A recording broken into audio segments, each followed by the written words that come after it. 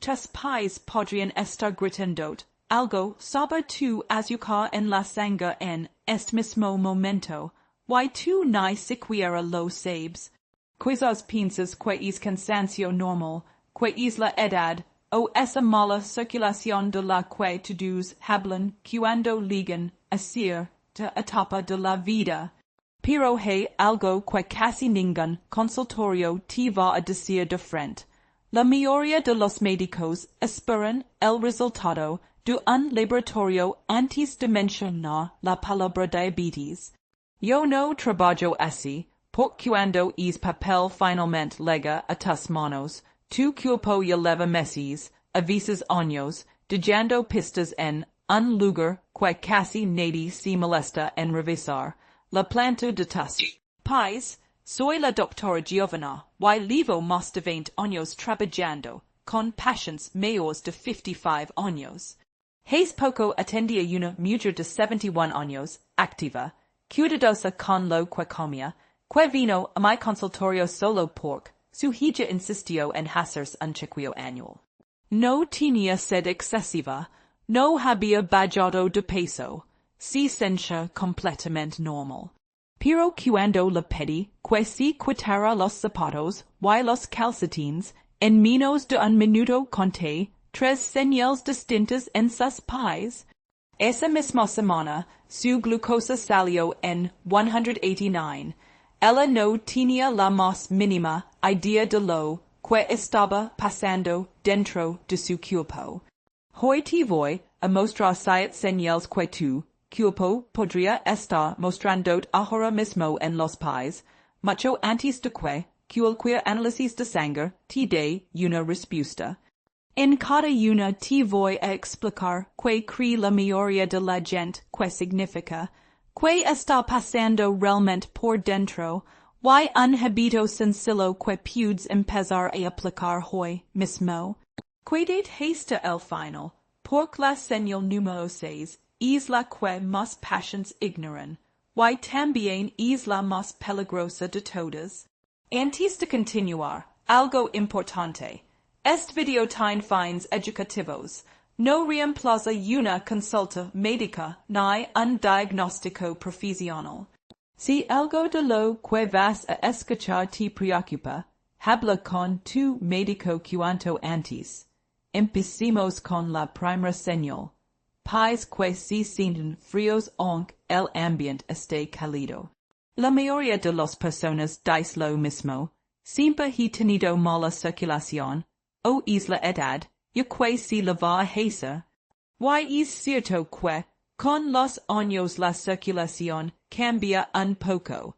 Pero existe una diferencia enorme entre sentir los pies frescos de vez en cuando, y tener pies fríos incluso en pleno verano, incluso con calcetines gruesos, incluso después de caminar un buen rato.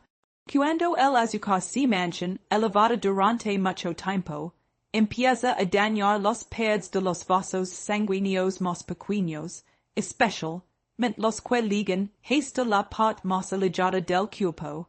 Tus pies, esos vasos se vuelven más rígidos, más estrechos, y por ahí circula menos sangre caliente. A mis pacientes se lo explico así.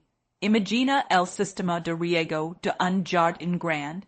Si la manguera principal está en perfecto estado, pero las últimas ramificaciones, las que ligan hasta las plantas del fondo, están parcialmente tapadas, esas plantas del fondo van a recibir menos agua que los de adelante, aunque toda la manguera reciba la misma presión desde el inicio. Tus pies son exactamente eso. Las plantas del fondo del jardín de tu cuerpo. El hábito de hoy es simple. Cada mañana, antes de levantar de la cama, mueve los pies en círculos durante un minuto, primero uno y después el otro. Es pequeño movimiento ayuda a que la sangre empiece a circular antes de que pongas todo tu peso sobre ellos. Vamos con la segunda señal. Hormigueo o esa sensación de pies dormidos sin ninguna razón aparente. casi to-dos mis patience me, Dyson lo mismo. Eso nos posa, a to-dos cuando nos sentimos mal. Why she es cierto, sentat decir. The former più dormir un pi de manera temporal. La diferencia está en la frecuencia. Si te posa sin haber estado en una posición extraña. Si te despierta de durante la noche. Si simplemente appears mientras caminas normalmente. Hay algo distinto ocurriendo. El azúcar alta, mantenida durante meses, comienza a dañar la cubia de protectora de los nervios pequeños, sobre todo en las zonas más alejadas del cuerpo. Es un daño gradual, silencioso, que muchas veces se fund con cansancio, o simplemente con si me durmió el pie. Piénsalo como un cable de auriculares viejo. Al principio, el sonido se corta, a solo cuando lo dobles en un ángulo específico. Con el tiempo, se corta cada vez con más frecuencia, hasta que el sonido falla todo el tiempo. Tus nervios funcionan de forma parecida, primero fallan a ratos, después con más frecuencia. El hábito de hoy es caminar entre 15 y 20 minutos diarios sobre terreno plano y con buen calzado. El movimiento constante ayuda a mantener esos nervios pequeños medio irrigados de sangre. Antes de seguir, quiero preguntar algo directo. Si ya identificaste una de estas dos señales en ti o en alguien de tu familia, escribe en los comentarios la palabra atención. Yo leo los comentarios de este canal, y si tienes dudas, con gusto te oriento personalmente. Ahora, la señal número 3, heridas pequeñas que tardan semanas en cerrar. La explicación típica que escucho es ya estoy grande, todo cicatriza más lento. Y en parte es cierto, la piel cambia con la edad. Pero hay una diferencia entre una cicatrización un poco más lento y una herida pequeña, como un raspón de sandalia, que sigue abierta después de 2 o 3 semanas. Cuando el azúcar circula alto de forma constante, el cuerpo tiene más dificultad para movilizar los recursos necesarios para reparar el tejido dañado. Oxígeno, células de defensa, nutrientes. Es como si el equipo de reparación existiera, pero llegara tarde y en menor cantidad oleacina. Me gusta compararlo con un pueblo pequeño, después de una tormenta. Si las carreteras principales están despejadas, los camiones de ayuda llegan rápido. Pero si los caminos están dañados, esa ayuda tarda días en llegar, aunque exista y esté disponible. Tus vasos sanguíneos dañados son esos caminos deteriorados que retrasan todo el proceso de recuperación. El hábito de hoy es revisar tus pies cada noche antes de dormir, sobre todo entre los dedos y en los talones, que son las zonas que más se descuidan. Si encuentras una herida, limpiala con agua y jabón suave y cúbrela con cuidado. Si en 72 horas no muestra mejoría, llama a tu médico esa misma semana, no esperes más tiempo. Estas primeras 3 señales ya te dan una idea de cómo tu cuerpo se comunica contigo mucho antes de cualquier análisis. Pero lo que viene a continuación es todavía más revelador, porque afecta algo que probablemente ya intentaste resolver sin éxito, la piel de tus talones. Señal número 4. La piel de los talones se agrieta sin importar cuánta crema uses. Aquí casi todos piensan lo mismo. Es piel seca, típico del invierno. Y muchas veces she lo es, pero cuando los talones se agrietan también en época de calor, o cuando ninguna crema parece ayudar de verdad, hay que mirar más allá de la piel seca.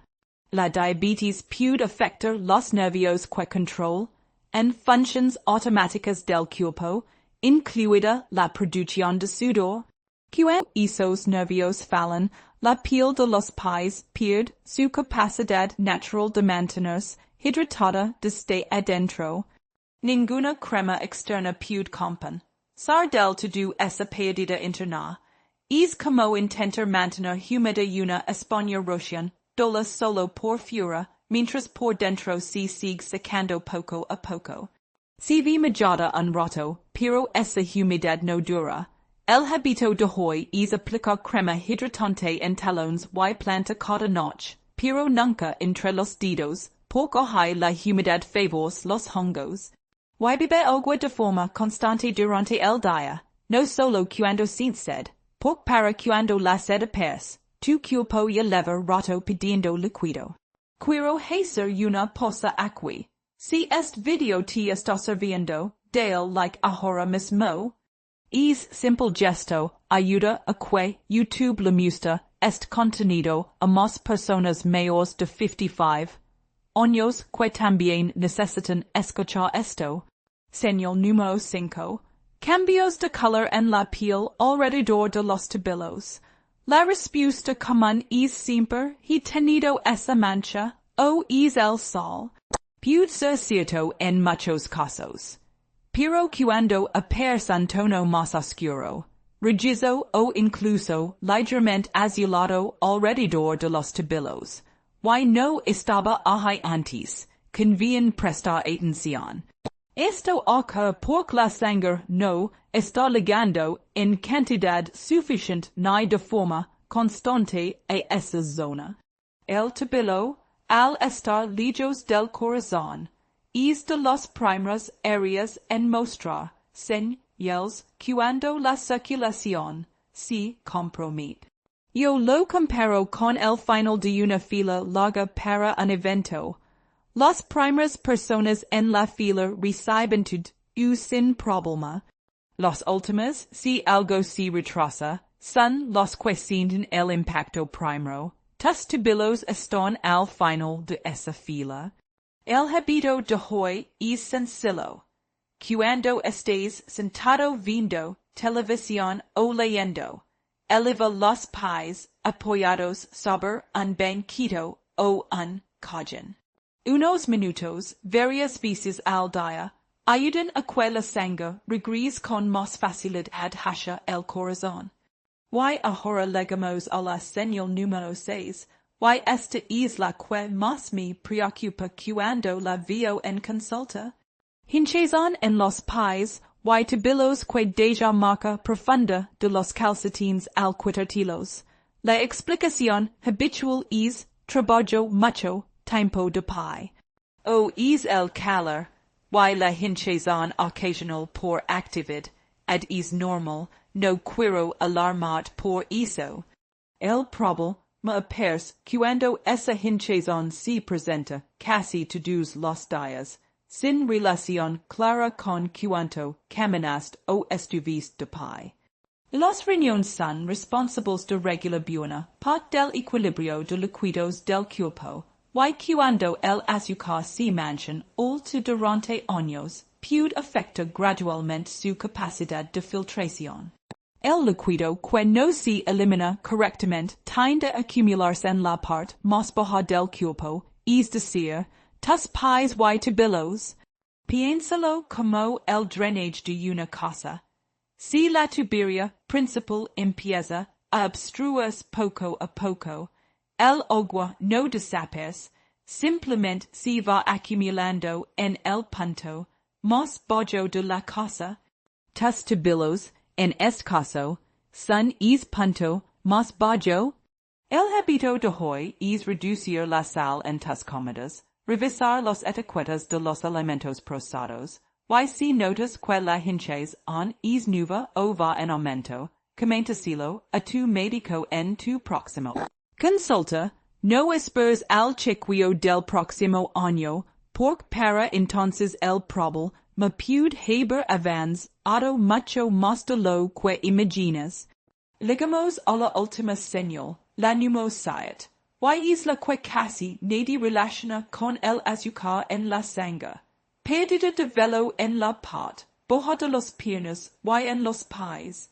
La mayoría de las personas, ni siquiera lo nota, y si lo nota, piensa que es simplemente parte de envejecer.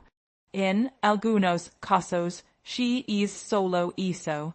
Pero cuando la pérdida de velo es notable, ment distinta entre la parte baja de la pierna y el resto del cuerpo, puede estar reflejando un problema de circulación de fondo. Los folículos que producen el velo necesitan un flujo constante de sangre para mantenerse activos, y cuando es flujo disminuye de forma sostenida, los folículos simplemente dejan de producir poco a poco, sin dolor y sin ningún aviso previo. Me gusta compararlo con una planta que deja de florecer, no porque esté muerta, sino porque el agua que recibe ya no es suficiente para sostener es crecimiento extra. La planta sigue viva, solo dejó de dar flores. El hábito de hoy es observar tus piernas con atención una vez por semana cuando te bañes. Si notas un cambio marcado, coméntalo en tu próximo chequeo médico junto con los demás señales que hayas identificado en este video. Hoy revisamos 7 señales que tu cuerpo puede estar mostrando en tus pies, mucho antes de cualquier análisis de laboratorio. Ninguna de ellas, por sí sola, significa un diagnóstico definitivo. Pero cuando 2 o 3 aparecen juntas, merece una conversación seria con tu médico y un simple análisis de glucosa, que en la mayoría de los casos es rápido, accesible y puede dar información que cambia por completo el rumbo de tu salud. Esta noche, antes de dormir, tome 30 segundos, mira tus pies entre los dedos, revisa los talones, observa la piel de los tobillos. Es pequeño hábito, repetido cada noche, puede ser la diferencia entre detectar algo a tiempo o descubrirlo demasiado tarde. Si conoces a alguien, tu pareja, un hermano, un amigo, que debería ver este video, compartilo ahora mismo. Puede que le estés dando información que necesita, y que nadie más la ha dado. Y si quieres seguir aprendiendo sobre tu salud después de los 55 años, suscríbete a este canal. Cada semana hablo de temas que muchas veces no se tocan en una consulta de 15 minutos, pero que marcan en una gran diferencia en tu día a día. Soy la doctora Giovanna. Cuida tus pies, escucha lo que tu cuerpo te dice, y nos vemos en el próximo video.